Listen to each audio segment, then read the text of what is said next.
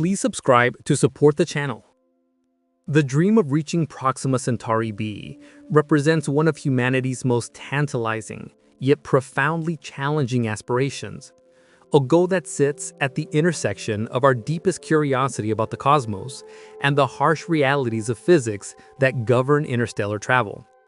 When we gaze up at the night sky and contemplate the nearest, potentially habitable exoplanet orbiting our closest stellar neighbor, we are confronting distances and obstacles so immense that they fundamentally challenge our conception of what is possible with current or even foreseeable technology.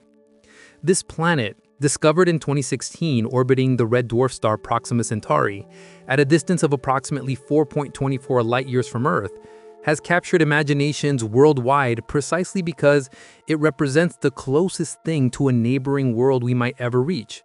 And yet that very proximity reveals just how isolated we truly are in the cosmic ocean. The fundamental problem begins with distance itself, a concept that becomes almost meaningless when we try to apply our everyday understanding of travel to the interstellar realm. Proxima Centauri b sits roughly 40 trillion kilometers away from Earth, a number so large that it defies human intuition. To put this in perspective, if we were to travel at the speed of our fastest spacecraft, the New Horizons probe that flew past Pluto and is now heading into interstellar space at approximately 58,000 kilometers per hour, it would take more than 78,000 years to reach Proxima b. This means that a journey begun at the dawn of human civilization, when our ancestors were first developing agriculture and building the earliest cities, would only now be arriving at its destination. The generational implications alone are staggering, requiring not just decades or centuries of sustained flight, but millennia, during which countless generations would be born, live their entire lives, and die aboard a spacecraft, never seeing either the world their ancestors left or the world their descendants might eventually reach. The energy requirement for accelerating even a small spacecraft to velocities that would make interstellar travel feasible within a human lifetime present obstacles that dwarf any engineering challenge humanity has ever faced. To reach Proxima b in something approaching a reasonable time frame, say 40 to 50 years, a spacecraft would need to achieve velocities of perhaps 10 to 20% the speed of light. The kinetic energy involved in accelerating just 1 kilogram of mass to 10% of light speed requires roughly 450 trillion joules of energy, equivalent to approximately 100 megatons of TNT, or several of the most powerful nuclear weapons ever detonated. Now multiply that by the thousands or millions of kilograms that would comprise even a small interstellar probe with its instruments, power systems, communications equipment, and structural components, and you begin to grasp the magnitude of the energy problem. The entire annual energy production of human civilization would be insufficient to launch even a handful of such missions. And this calculation assumes perfect efficiency in converting energy into kinetic energy, which is physically impossible. The propulsion technologies we currently possess are laughably inadequate for interstellar missions. Chemical rockets, which have served us well for exploring our own solar system, are fundamentally limited by the energy density of chemical bonds. The most energetic chemical propellants can achieve exhaust velocities of only a few kilometers per second, meaning that to reach even a tiny fraction of light speed would require propellant masses that far exceed the mass of the payload by factors of millions or billions, making such missions physically impossible. Nuclear propulsion systems, whether based on fission or fusion, offer higher energy densities and could theoretically achieve somewhat better performance. But even these advanced concepts fall far short of what would be needed. A fusion rocket using the same reaction that powers the sun might achieve exhaust velocities of several percent of light speed in the most optimistic scenarios. But the engineering challenges of containing and controlling fusion reactions in the microgravity environment of space, combined with the enormous fuel requirements for a journey to Proxima b, remain far beyond our current capabilities. The concept of using light itself as a propulsion mechanism has been proposed in various forms, most notably in the breakthrough Starshot initiative announced in 2016. This ambitious project envisions using powerful ground-based lasers to accelerate tiny spacecraft, essentially ultralight wafers carrying minimal instrumentation, to 20% of light speed by reflecting laser light off enormous solar sails. While this approach elegantly sidesteps some of the problems with carrying propellant, it introduces a host of new challenges that may prove equally insurmountable.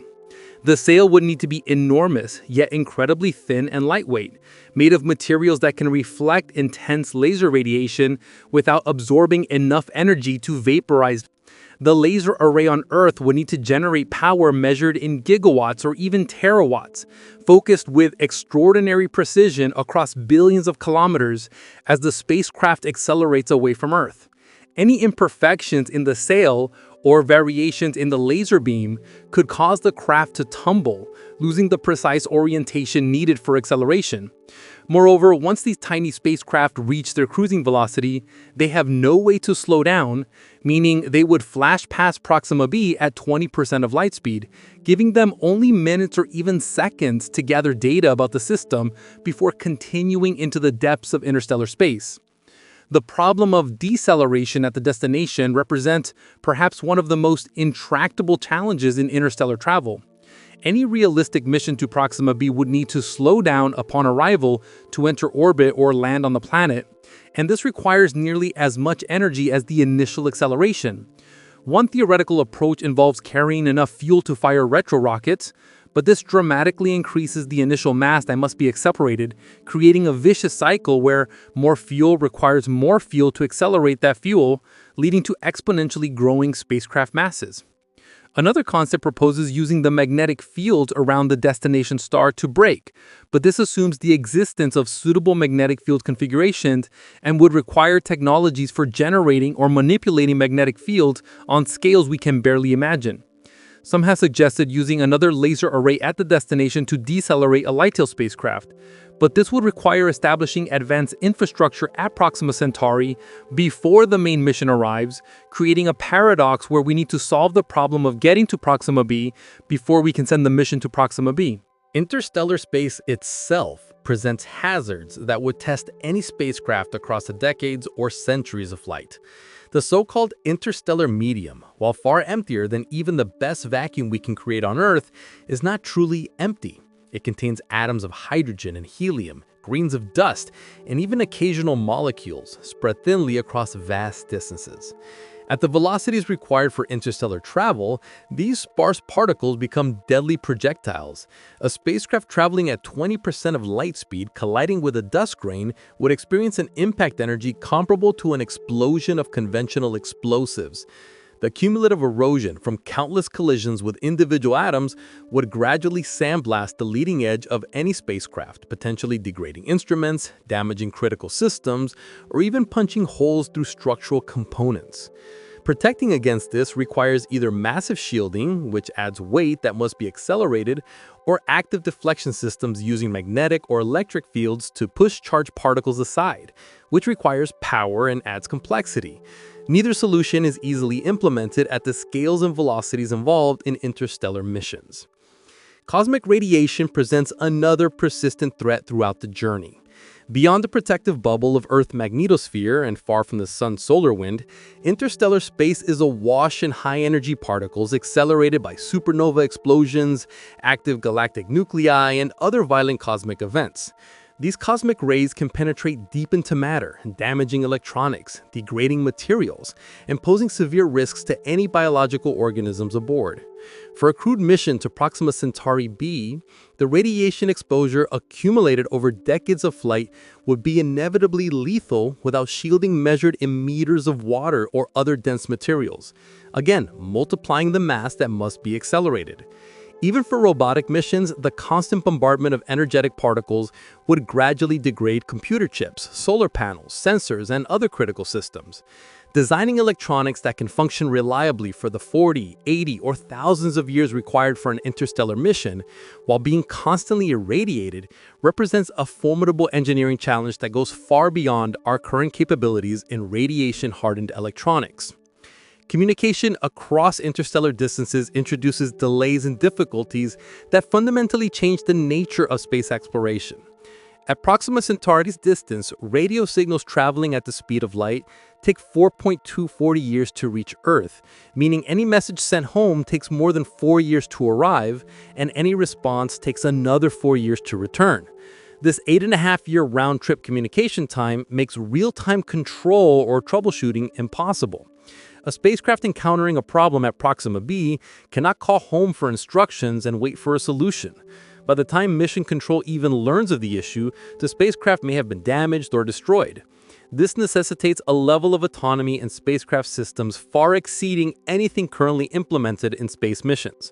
The probe would need to diagnose and repair its own malfunctions, navigate hazards without human intervention, and make complex decisions about scientific priorities, all while operating potentially millions of light seconds from the nearest human who could offer guidance. Developing artificial intelligence systems capable of this level of autonomous operation, reliable enough to function for decades or centuries, and robust enough to handle completely unexpected situations represents a challenge at the very frontiers of computer science.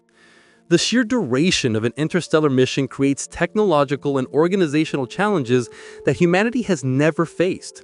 Consider that the Voyager spacecraft, launched in 1977 and now nearly 50 years into their missions, are experiencing systematic failures as components age beyond their design lifetimes. Instruments have been shut down to conserve power as their radioisotope thermoelectric generators decay. Communication requires the largest radio telescopes on Earth to detect the faint signals from their transmitters. And Voyager is still within our own solar system, relatively speaking, less than 0.1% of the distance to Proxima Centauri. Designing systems that can operate reliably for 10 times, 100 times, or 1,000 times longer than Voyager, while traveling through a more hostile environment and with no possibility of repair or maintenance, requires fundamental advances in material science, engineering, and system design. Every component, every circuit, every mechanical joint must be designed to either last the entire mission duration or be redundant and repairable by automated systems. The organizational continuity required for missions lasting decades or centuries presents challenges that extend beyond pure technology. The institutions that conceive, fund, build, and operate such missions must themselves persist across time spans longer than any corporation in human history. Will the nations or organizations that launch a probe to Proxima b still exist when it arrives? Will future generations maintain the commitment to fund mission operations, staff the control rooms, and build the infrastructure needed to receive signals from a spacecraft launched by their great-great-grandparents? Human history is littered with ambitious projects abandoned midway through, priorities that shifted, and institutions that collapsed or transformed beyond recognition within single human lifetimes. An interstellar mission requires a multi-generational commitment unprecedented in human affairs, a continuity of purpose that must transcend wars, revolutions, economic collapses, and all the other disruptions that characterize human societies. The destination itself, Proxima Centauri b, while tantalizing, remains deeply mysterious and possibly hostile to human exploration. We know relatively little about this world beyond its existence and basic orbital parameters. It orbits extremely close to its host star, completing one orbit every 11 days, which places it well within what would be the orbit of Mercury in our solar system. This proximity subjects the planet to fierce stellar radiation and potentially catastrophic stellar flares, characteristic of red dwarf stars. Proxima Centauri, like many red dwarfs, is an active star, prone to massive flares that could bathe the planet in deadly X-rays and ultraviolet radiation, potentially stripping away atmospheres and sterilizing surfaces. The planet is likely tidally locked, meaning one hemisphere perpetually faces the star in eternal day, while the other languishes in eternal night, creating extreme temperature gradients that could drive fierce winds and violent weather patterns and any atmosphere thick enough to transport heat from the day side to the night side. Whether Proxima b actually harbors conditions suitable for life, let alone human habitation, remains entirely speculative. The planet might possess a thick atmosphere that moderates temperatures and protects the surface from stellar radiation, or it might be a barren, ireless rock blasted by flares. It could have liquid water on its surface, trapped beneath ice sheets, or no water at all. The composition of the planet, its mass, whether it has a magnetic field to deflect stellar wind, and countless other factors crucial to habitability remain unknown and may remain unknown until we can actually visit the system or develop observational techniques far more powerful than any currently envisioned. We are contemplating a journey across interstellar space to a destination about which we know almost nothing, unable even to confirm whether it represents a worthwhile target for such an enormously expensive and technologically challenging endeavor. The economics of interstellar exploration present obstacles as daunting as the technical challenges. Even the most optimistic cost estimates for missions like Breakthrough Starshot run into billions of dollars, and more realistic assessments, considering the full infrastructure required, easily reach tens or hundreds of billions. Crewed missions or missions carrying payloads large enough to meaningfully explore or even colonize Proxima b would require investments dwarfing the entire space budgets of all nations combined, sustained over decades or centuries. The return on such investments would be uncertain at best, with any scientific data or other benefits delayed by the decades or centuries required for the mission. Convincing governments, private organizations, or individuals to allocate resources at such scales for such distant and uncertain returns challenges not just our economic systems, but fundamental human psychology regarding delayed gratification and the weighing of present costs against future benefits. The entire history of space exploration has been shaped by the tension between ambitious visions and limited budgets, and interstellar missions would intensify this tension to levels never before experienced. Gravity itself imposes fundamental limits that no amount of engineering ingenuity can circumvent. Einstein's theory of relativity establishes that nothing with mass can reach or exceed the speed of light, and approaching even a significant fraction of light speed requires energy inputs that grow exponentially as velocity increases. The equation for kinetic energy at relativistic speeds shows that accelerating to 99% of light speed would require more than 7 times as much energy as accelerating to 70% of light speed, and reaching 99.9% would require more than 20 times the energy of reaching 99%.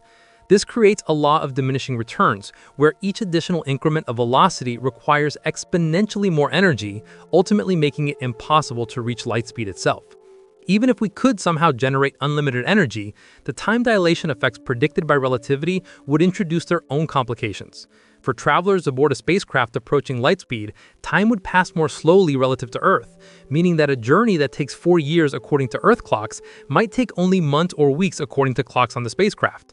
While this could theoretically allow living travelers to reach Proxima b within their own lifetimes, it would also mean returning home to a civilization aged far beyond their departure, creating profound psychological and social disconnections. The possibility of discovering faster-than-light travel, or wormholes, or other exotic propulsion methods often appears in science fiction as a solution to interstellar distances, but our current understanding of physics offers no indication that such technologies are possible.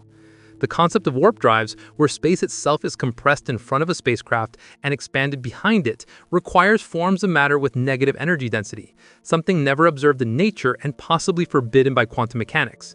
Wormholes, if they exist at all, would likely be microscopic, unstable, and require exotic matter to hold open, and traversing one might involve exposure to lethal radiation or tidal forces.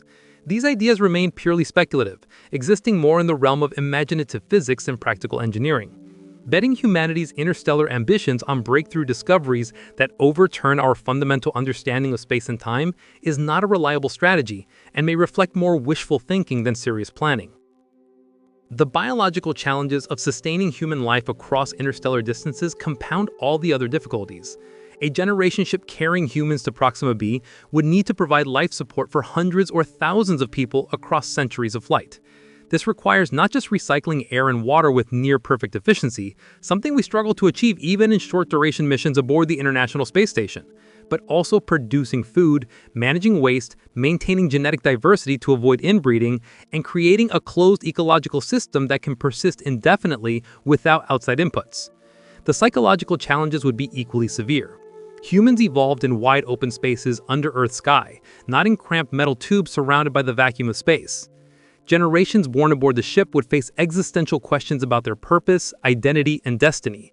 Would they maintain commitment to a mission they did not choose, traveling toward a world they will never see to benefit descendants they will never know? History provides examples of isolated communities turning inward, developing cargo cults or other belief systems divorced from reality, and it requires little imagination to envision similar breakdowns across the centuries of interstellar flight. Alternative approaches like suspended animation or freezing humans for the journey introduce their own unresolved problems. We have made progress in cryogenically preserving small samples of tissue, but scaling this up to whole humans, then maintaining them frozen for decades or centuries, and successfully reviving them without cellular damage remains far beyond current medical capabilities. Every cell in the human body contains water that expands when frozen, rupturing cell membranes and destroying delicate structures. Cryoprotectants that prevent ice crystal formation are toxic at the concentrations needed, but even if we could overcome these obstacles, a spacecraft full of frozen humans would still require sophisticated automated systems to maintain cryogenic conditions, repair any malfunctions, navigate to the destination, and thaw and revive the crew at the appropriate time, all without any conscious human oversight for the duration of the journey. The governance and ethics of interstellar colonization raise questions that humanity has not adequately addressed, even for colonization within our own solar system. If Proxima b harbors any form of life, even microbial life, do we have the right to interfere or potentially contaminate that biosphere? The history of human colonization on Earth is replete with ecological devastation, extinction of native species, and exploitation of indigenous peoples. What safeguards would prevent similar outcomes on Proxima b? Who decides whether a mission should be sent at all? And how would the interests of the colonists be balanced against those of Earth? A generation ship or colony would inevitably develop its own culture, values, potentially quite different from those of Earth. Would such a colony owe any allegiance to Earth? What happens if contact is lost for decades or centuries due to communication failures? These ethical questions have no easy answers and represent challenges distinct from, but equally important as, the technical problems of actually reaching the destination. The incremental approach of first exploring and colonizing closer destinations like Mars or the moons of the outer solar system would seem to offer a logical stepping stone toward interstellar capability, but the scales involved are so different that experience gained within our solar system may not translate meaningfully to interstellar missions. Mars is roughly 6 months away, at favorable orbital alignments using current propulsion technology. The outer planets are years at most. These are distances measured in light minutes or light hours, not light years. A Mars colony could receive supplies from Earth if necessary. Communication delays are measured in minutes, not years. Rescue missions are conceivable. None of these support systems would be available at Proxima Centauri. The gulf between interplanetary and interstellar travel is almost as vast as the gulf between terrestrial and interplanetary travel, requiring not incremental advances, but qualitative leaps in multiple technologies simultaneously. The fundamental issue of motivation also deserves consideration. Why go to Proxima b specifically rather than deploying that enormous investment of resources to solve problems closer to home or explore other frontiers? The scientific knowledge gained by an interstellar mission would certainly be valuable, but is it valuable enough to justify costs that could alternatively fund education, healthcare, infrastructure, or other space science projects closer to home that would yield results within current lifetimes? The argument for spreading humanity across multiple star systems as insurance against extinction events makes logical sense, but requires contemplating timescales and planning horizons far beyond those normally considered in policymaking. The inspiration value of such a mission, the way it would capture human imagination and potentially unify efforts across nations and generations, carries real but difficult to quantify benefits that must be weighed against more immediate concerns. Even if all the technical problems could be somehow solved, if revolutionary new physics were discovered enabling efficient interstellar propulsion, if material science produced structures capable of surviving the journey, if energy generation advanced to provide the gigawatts or terawatts required, we would still face the problem of verification and iterative improvement.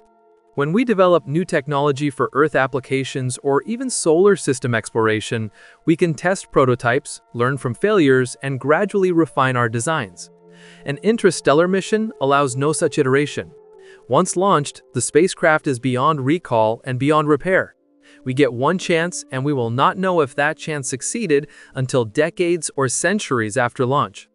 The cost of failure is total, and the inability to learn from that failure, except across timescales spanning lifetimes, means that developing reliable interstellar transportation would require a fundamentally different approach to engineering than anything we have attempted before. One that must anticipate every possible failure mode and include redundancy and repair capabilities for situations that cannot be tested prior to the actual mission. The sheer emptiness of interstellar space creates an isolation difficult to convey. Even within our solar system, spacecraft exploring the outer planets can observe the Sun as a bright star, providing some visual connection to home. At interstellar distances, the Sun would appear as merely one star among many, indistinguishable except by careful measurement. Earth would be utterly invisible, lost in the glare of the Sun even to the most powerful telescopes aboard the spacecraft. The psychological impact of such profound isolation on human crews, the knowledge that they are farther from other humans than any people in history by factors of thousands or millions, represents uncharted territory in human psychology. The nearest help would be years away at light speed, meaning that in any emergency, the crew would be entirely dependent on their own resources and ingenuity, with no possibility of rescue. The development of artificial intelligence capable of operating autonomously across decades or centuries opens up possibilities for robotic exploration, but introduces new concerns. An AI system making decisions across such timescales might need to be sophisticated enough to adapt to unforeseen circumstances, learn from its environment, and prioritize goals in novel situations. But how do we ensure such a system maintains alignment with human values and mission objectives across time spans during which the civilization that created it may have changed fundamentally? How do we prevent the AI from developing behaviors or priorities incompatible with the mission without being able to communicate with or control it in anything approaching real time? These challenges from the emerging field of AI safety become exponentially more difficult when applied to systems that must operate independently across timescales far exceeding human lifespans. The possibility that Proxima b is already inhabited by intelligent life adds another layer of complexity to any mission planning. While we have no evidence of such life, we also have no evidence against it. And making contact with an alien civilization would raise questions of protocol, communication, and even safety that humanity has contemplated only in fiction and speculative philosophy. Should a mission announce its presence or observe from stealth? How do we communicate with beings whose biology, psychology, and conceptual frameworks might be incomprehensibly alien? What if such beings perceive our presence as a threat? These scenarios may seem like science fiction, but given the stakes involved in interstellar missions and our complete ignorance about what we might find, they cannot be dismissed entirely. The vulnerability of interstellar infrastructure to catastrophic failures scales with mission duration. A component with a 1% chance of failure per year has a 63% chance of failing within a century and becomes nearly certain to fail within a few centuries. This means that even highly reliable systems will inevitably fail during interstellar missions unless they incorporate multiple layers of redundancy and sophisticated repair capabilities. Creating self-repairing systems that can operate indefinitely requires advances in robotics, material science, and autonomous systems far beyond current capabilities. The spacecraft would essentially need to be a self-contained factory capable of fabricating replacement parts from raw materials, diagnosing failures, and implementing repairs without human intervention, all while continuing the primary mission. The problem of power generation for interstellar missions presents yet another fundamental challenge. Solar panels become useless beyond the inner solar system as sunlight grows too faint to generate meaningful power. Radioisotope thermoelectric generators like those powering Voyager produce relatively modest amounts of power and decay over time, with their output halving every few decades, depending on the isotope used. Nuclear fission reactors offer more power, but add mass, complexity, and require fuel and maintenance. Fusion reactors would provide abundant power if we could make them work efficiently, but controlled fusion remains elusive even in terrestrial laboratories where we have unlimited access to resources and expertise. An interstellar spacecraft needs power not just for propulsion during the acceleration phase, but also for all onboard systems throughout the journey, and particularly for the high-power transmitters needed to send data back across light years of space. As the spacecraft recedes from Earth, the inverse square law means that either transmission power must increase or receiving antennas on Earth must grow to enormous sizes to detect the faint signals. The cascading effects of technical failures during an interstellar mission could quickly become catastrophic. A failure in navigation systems might cause the spacecraft to miss the target star system entirely, continuing endlessly into the void. A failure in life support would doom any crew aboard. A failure in power systems could leave the spacecraft unable to communicate, transforming it into a ghost ship silently crossing the interstellar gulf, with its data and discoveries lost forever. A failure in the computer systems could leave even robotic spacecraft unable to function, while failures in repair systems would prevent recovery from other failures. The redundancy required to protect against these scenarios multiplies the mass, complexity, and cost of missions, yet still cannot guarantee success given the extreme durations involved. The trajectory planning for interstellar missions involves complexities far beyond anything encountered in solar system exploration. Within our solar system, spacecraft can use gravitational assists from planets to alter their trajectories and save fuel. The famous Voyager missions used carefully planned flybys of Jupiter and Saturn to boost their velocities and change directions. In interstellar space, no such assistance is available. The trajectory is essentially ballistic once acceleration is complete, and any deviation from the planned course requires expending propellant to make corrections. Precise navigation across light years requires extraordinarily accurate knowledge of positions and velocities, tracking relative to stars whose positions themselves may shift slightly over the decades of flight due to their own proper motions through the galaxy. Small errors in initial velocity or direction amplify over such distances, meaning a spacecraft aimed perfectly at Proxima Centauri might still miss by billions of kilometers if velocity errors of just meters per second exist at the end of the acceleration phase. The consideration of making such missions worthwhile if we do somehow solve all these problems leads to questions about payload and mission architecture. A simple flyby mission that flashes past Proxima Centauri at high velocity might return images and basic measurements, but would miss much of the detailed information we would want. An orbiter mission that slows down to enter orbit would enable extended observations, but requires solving the deceleration problem. A lander mission would provide surface data, but demands even greater mass for descent systems. A sample return mission would require yet more mass for ascent vehicles and return propulsion. Each increment in mission sophistication multiplies the engineering challenges and resource requirements, yet anything less than a fairly sophisticated mission might not justify the enormous investment required to reach the destination in the first place. The philosophical implications of humanity's potential inability to reach even the nearest stars shape how we think about our place in the universe. We might be like island dwellers staring across a vast ocean toward distant lands, knowing they exist but unable to cross the enormous expanse separating us. The universe could be teeming with life and civilizations, but all of them confined to their own stellar neighborhoods by the same physical laws that constrain us. The paradox of interstellar travel is that the universe appears to be designed on scales that make exploration between stars extraordinarily difficult or impossible, yet also appears to contain billions of potentially habitable worlds.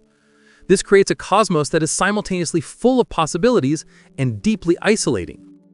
The consideration of alternative strategies like sending information rather than physical spacecraft offers some intriguing possibilities but also limitations. We could encode human knowledge, culture, consciousness patterns, or even complete instructions for creating human bodies and civilization into powerful radio or laser transmissions and send them to Proxima Centauri at light speed. These signals would arrive in just over 4 years, far faster than any physical spacecraft could travel. But such transmissions require receivers at the destination capable of detecting and interpreting them. Infrastructure we have no reason to believe exists at Proxima Centauri. Without knowing that someone or something is listening, we would be sending messages into an empty void. Even if someone were listening, would they share sufficient common reference points to decode our transmissions? Would they want to? The scenario becomes even more speculative if we imagine transmitting patterns that could be used to reconstruct human consciousness, requiring not just receivers but also sophisticated molecular assembly capabilities to build bodies and life support systems for uploaded minds, technologies we barely understand even conceptually. The reality of cosmic hazards beyond our control adds another layer of impossibility to interstellar missions. Gamma-ray bursts from supernovae or colliding neutron stars could bathe entire regions of the galaxy in deadly radiation. A spacecraft traveling through interstellar space for decades or centuries might simply happen to be in the wrong place at the wrong time, destroyed by a cosmic catastrophe impossible to predict or prevent. Rogue planets or brown dwarfs invisible against the darkness of space might cross a spacecraft's trajectory, and at interstellar velocities, even a collision with a snowball a few meters across would be devastating. The spacecraft carries no defenses against such hazards, no ability to dodge or shield itself from threats on such scales, making every interstellar mission a gamble against unknown odds of destruction by random cosmic events. The question of what we would actually do with Proxima b if we could reach it remains largely unexamined.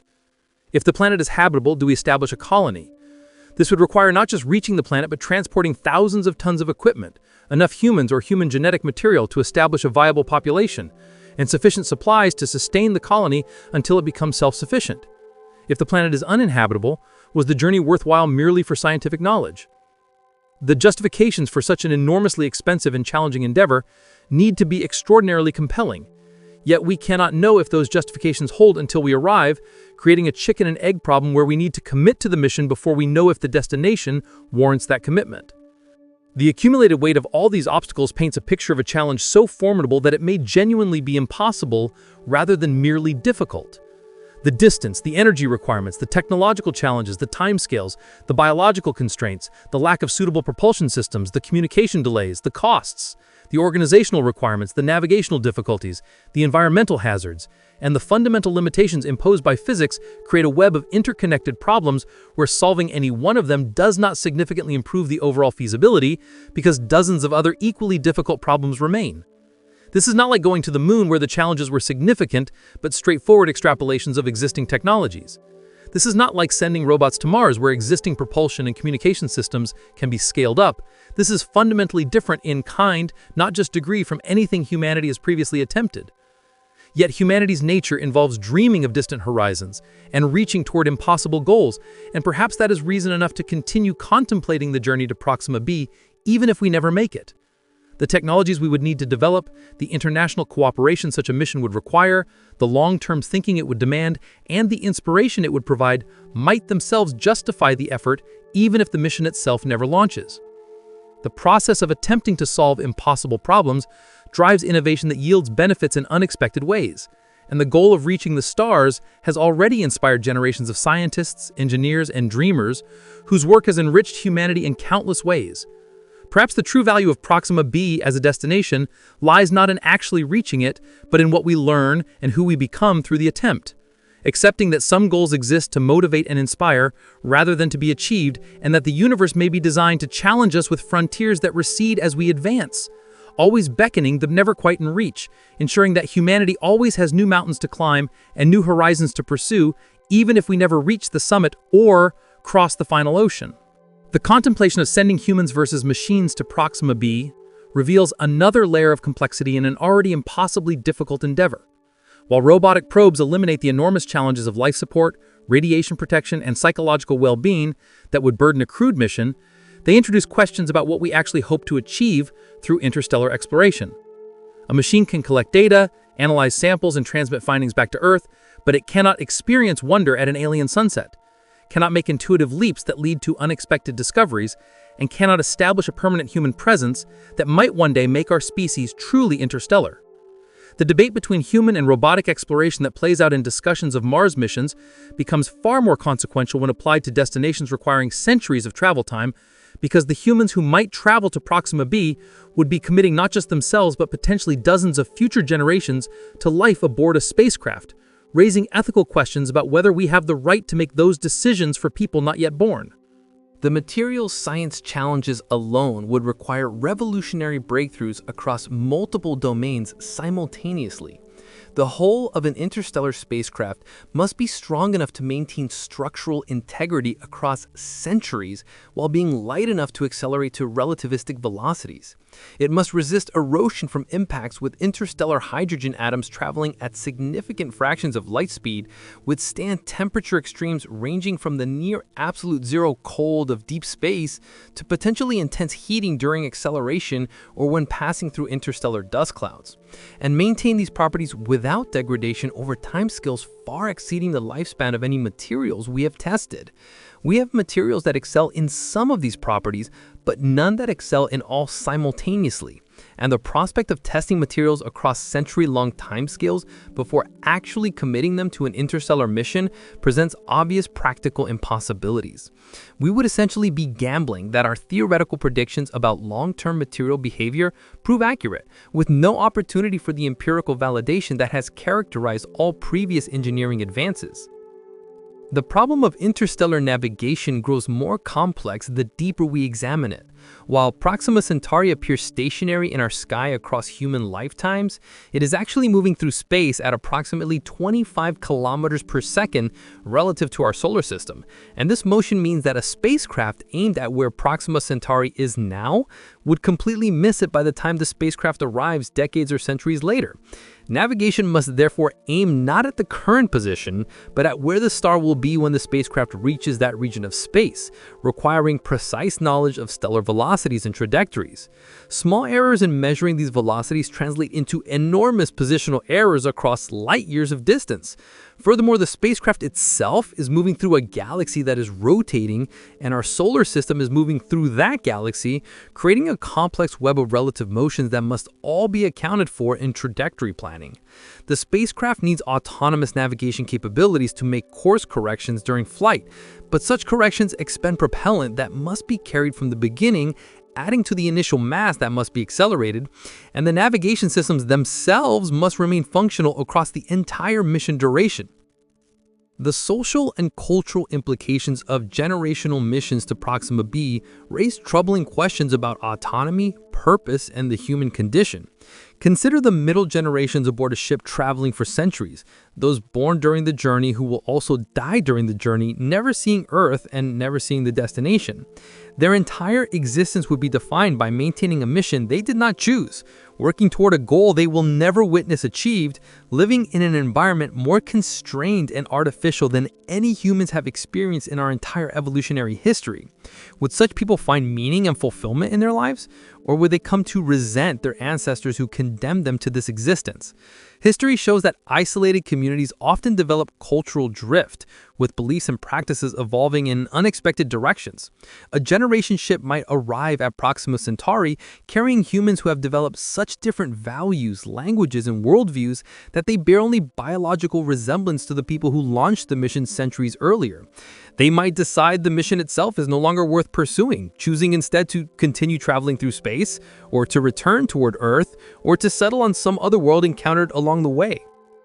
The question of who goes on such a mission and how they would be selected opens yet another philosophical and ethical quandary. Would the crew be volunteers who understand the full implications of their choice, knowing they will never return to Earth and their children and grandchildren will be born into circumstances those children have no power to change? How do we ensure informed consent across generations? The initial crew might volunteer enthusiastically, but their descendants never made that choice. Do the children born aboard a generation ship have the same rights as people born on Earth, including the right to choose their own destiny?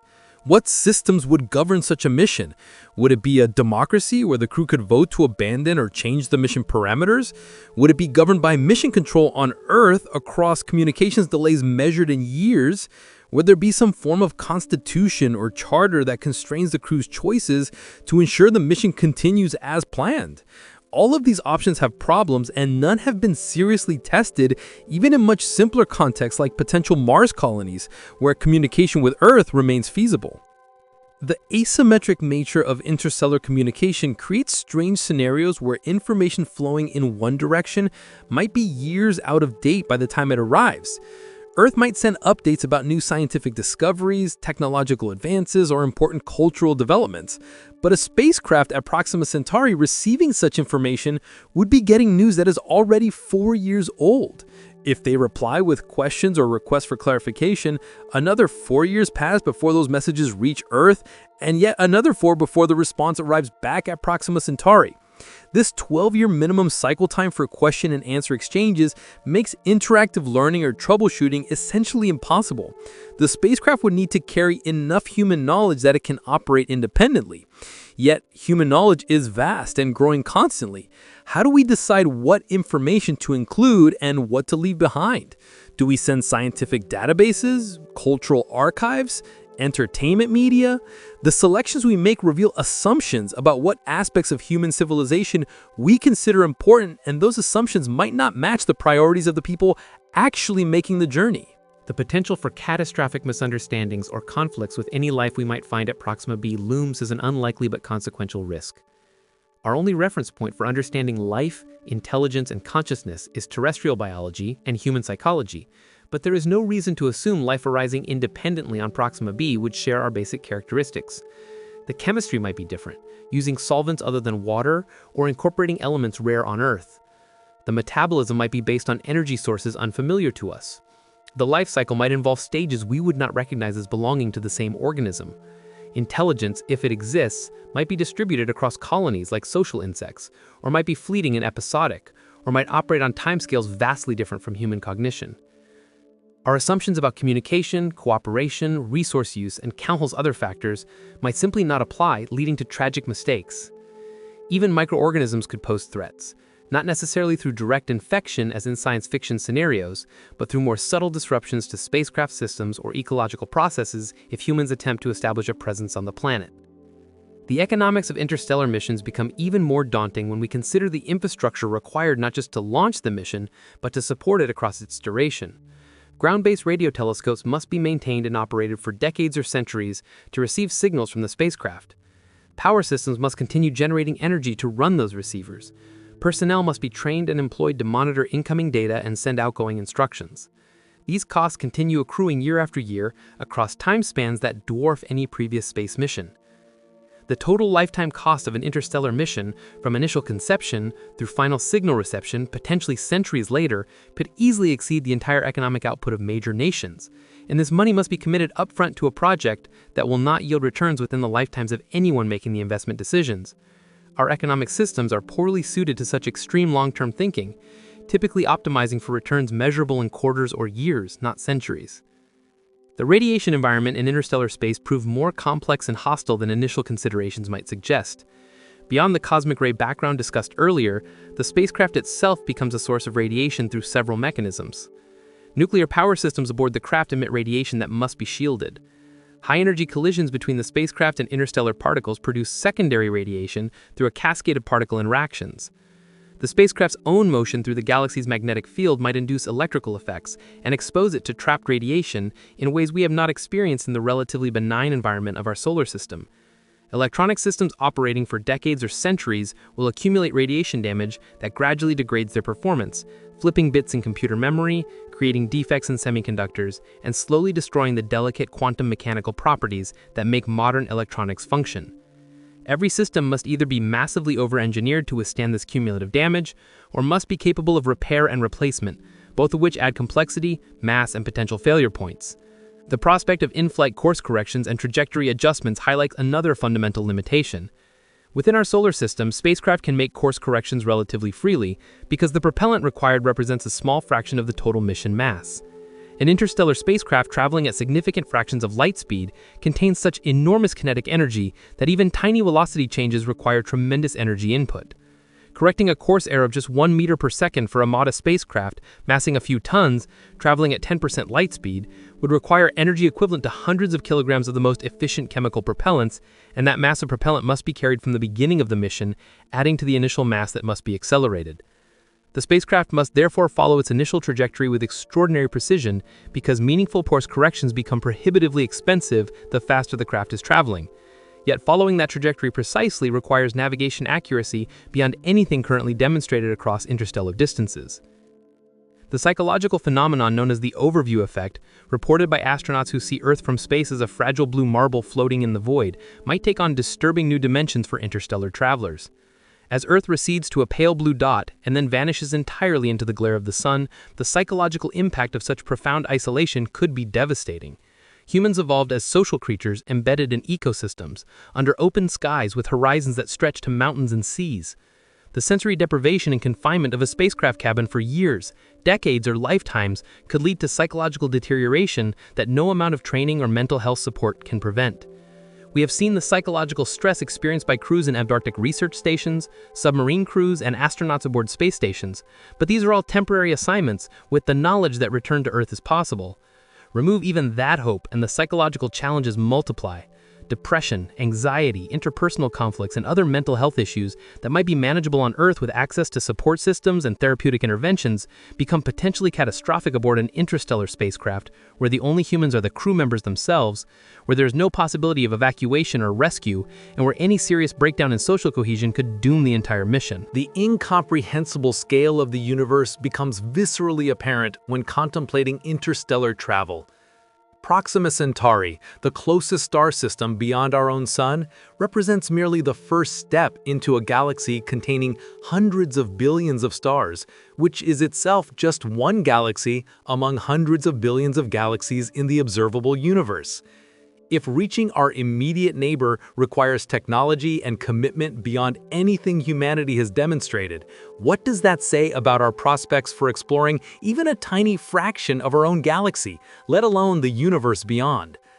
The distances between stars in our cosmic neighborhood are actually relatively small compared to typical distances in the galaxy. Most stars are separated by light years or tens of light years, and the galaxy itself is roughly 100,000 light years across. The observable universe extends billions of light years in every direction. At scales like these, even traveling at light speed, which appears to be impossible, would still leave almost all of the universe forever beyond our reach. A civilization that could somehow travel at light speed would still require 100,000 years to cross our galaxy, 2 million years to reach the nearest major galaxy, and billions of years to explore even a small fraction of the observable universe, all while those distant galaxies continue receding from us due to cosmic expansion. The concept of launching an interstellar mission requires confronting the possibility that we might discover faster-than-light communication or propulsion after the mission has already launched, creating a scenario where we send a spacecraft using our best available technology, only to have that spacecraft overtaken by more advanced missions launched decades or centuries later. This somewhat paradoxical situation, sometimes called the incessant obsolescence postulate, suggests that for rapidly advancing civilizations, it might never be the right time to launch an interstellar mission because waiting for better technology would always reduce the travel time by more than the delay in launching. If we launch a probe in 2025 that will take 80,000 years to reach Proxima b, and then in 2100, we develop technology allowing us to launch a probe that takes only 1,000 years, the second probe arrives 78,925 years earlier, despite being launched 75 years later. This creates a strange situation where the optimal strategy might be to perpetually delay launching missions while developing better technology, yet if everyone follows this logic, no missions ever launch. Breaking out of this paradox requires either reaching some plateau where further technological advancement seems unlikely, or making a deliberate choice to launch missions with current technology despite knowing they might be overtaken, accepting the cost of potentially redundant missions as the price of actually exploring rather than merely planning to explore. The engineering concept of graceful degradation, where systems continue operating at reduced capacity when components fail, rather than failing catastrophically, becomes extraordinarily important, yet extraordinarily difficult to implement for interstellar missions. A spacecraft that loses half its solar panels or radiators might still complete a mission to Mars with reduced capability.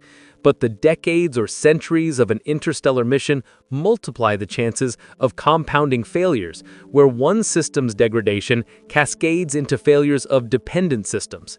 The spacecraft must be designed with redundancy in every critical system, yet each redundant component adds mass, complexity, and additional points of potential failure. Finding the optimal balance between redundancy and mass efficiency represents an optimization problem more complex than any spacecraft designers have previously faced, and getting it wrong in either direction could doom the mission, yet we have no way to test these designs under realistic conditions before committing to an actual interstellar flight. The cosmic velocity barrier imposed by relativity reflects something deeper about the structure of the universe than merely a speed limit. The equations of special relativity show that as an object's velocity approaches light speed, not only does its mass effectively increase, making further acceleration progressively harder, but time dilation effects become extreme and distances contract in the direction of motion. From the perspective of something traveling at near light speed, the distance to Proxima Centauri would appear much shorter than 4.24 light-years, potentially allowing the journey to subjectively take months rather than years. However, this doesn't help with the fundamental problem because back on Earth, the full 4.24 years plus travel time still elapses, and the energy required to accelerate to such velocities remains astronomical. The time dilation effects create their own problems because returning travelers would arrive in a future where everyone they knew is long dead, making such missions effectively one-way, not just spatially, but temporally. These relativistic effects are not mere technical challenges to be overcome, but fundamental features of how the universe works, as experimentally confirmed by countless tests from particle accelerators to precision timekeeping aboard satellites. The question of sample return missions from Proxima b exposes the full magnitude of the challenge more than any other mission architecture.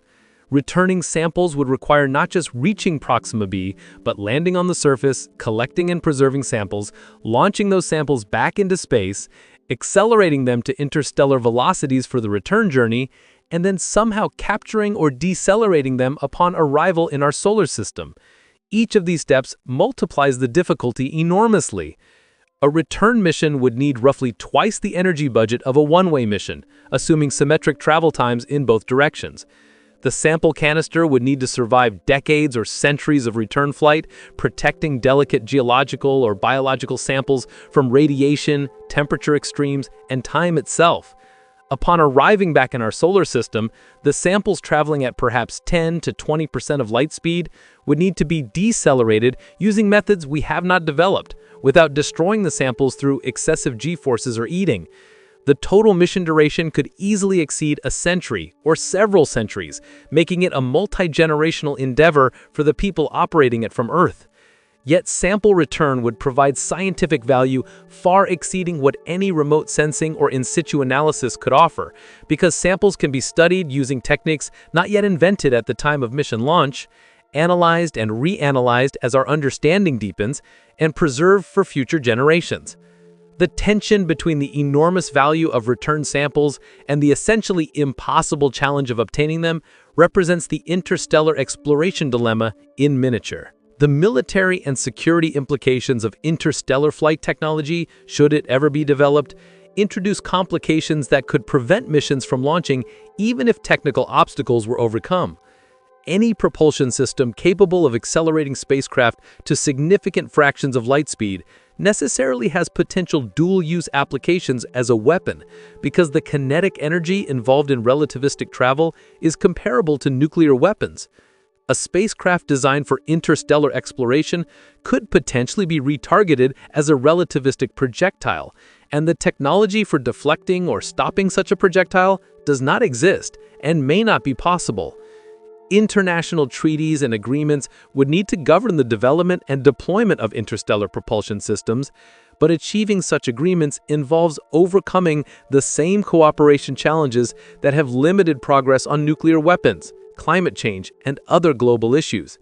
Nations and organizations developing interstellar capabilities would need to reassure others that these capabilities would only be used for peaceful exploration, yet the verification challenges are immense. The global cooperation required to pool resources for interstellar missions must be balanced against security concerns that might prevent nations from sharing the very technologies that make such missions possible. The stark reality is that after examining all these factors in detail, the journey to Proxima b appears not merely difficult, but functionally impossible with any technology we can currently envision or even reasonably extrapolate from known physics. The combination of distance, energy requirements, timescales, technical challenges, and physical limitations creates a situation where even if we solved any 9 out of 10 problems, the remaining problem would still be sufficient to prevent the mission. This is not defeatism, but realism grounded in physics, engineering, and economics as we currently understand them. Saying something is impossible does not mean humans should stop dreaming about it or stop doing the scientific research that might change our understanding.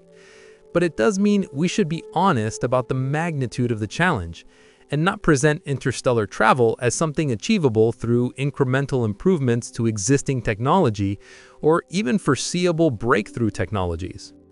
The journey to Proxima b would require either revolutionary discoveries that overturn fundamental physics or a level of technological and economic capability so far beyond our current civilization that we can barely imagine it, combined with societal commitment across timescales that exceed recorded human history.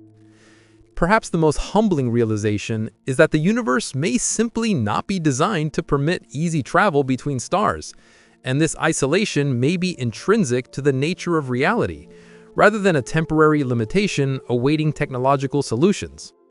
The vast distances between stars, the cosmic speed limit, the energy requirements for relativistic travel, and the hostility of interstellar space might all be features rather than bugs, aspects of how the universe works that ensure civilizations remain confined to their stellar neighborhoods, regardless of how advanced they become. This possibility, sometimes called the Great Silence or the Fermi paradox, suggests that if interstellar travel were achievable, we should see evidence of advanced civilizations that have colonized the galaxy. Yet we observe no such evidence, despite decades of searching. The apparent absence of galaxy-spanning civilizations might indicate that the obstacles to interstellar travel are truly insurmountable, not just technologically challenging, and that all civilizations, however advanced, remain bound to their home stars by physical laws that permit no exceptions. If true, this means humanity's future lies not among the stars, but in making the most of our own solar system, learning to thrive in the one tiny corner of the galaxy accessible to us, and accepting that while we can observe distant worlds, we may never walk upon them. Yet even this seemingly pessimistic conclusion carries a strange optimism, because it suggests that Proxima b and countless other worlds across the galaxy might harbor their own unique civilizations, each developing independently, each contributing their own perspectives and achievements to the cosmic story, all separated by distances that preserve their uniqueness and prevent the homogenization that might result from easy travel and communication between stars. The impossibility of reaching Proxima b might ultimately matter less than the fact that we can detect its existence, study it from afar, and know that we are not alone in the universe even if we remain forever separated from our cosmic neighbors by the vast ocean of interstellar space that gives each world its own isolated stage to create its own unique expression of what is possible in the universe. This video is for educational or entertainment purposes only, and information provided in the video may be incorrect. If you enjoyed the video, consider subscribing to the channel and like the video.